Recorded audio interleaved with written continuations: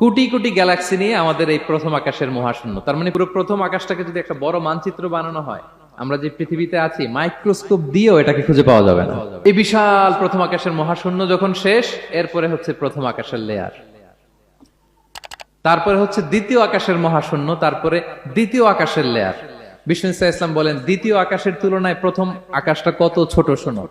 সাহারা মরুভূমির মধ্যে যদি তোমার হাতের আংটি ছুঁড়ে ফেলে দাও, পুরো মরুভূমির তুলনায় তোমার হাতের আংটি যত ছোট, আল্লাহর দ্বিতীয় আসমানের তুলনায় প্রথম আসমানটা ঠিক তত ছোট।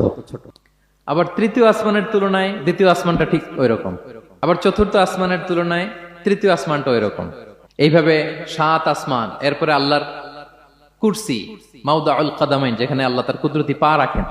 আসমানটা যত বড়, পুরো সাহারা মরুভূমির মধ্যে আংটি ফেলে দিলে মরুভূমির তুলনায় আংটি যত ছোট, আল্লাহর কুরসির তুলনায় পুরো 7 আসমানটা ঠিক তত ছোট।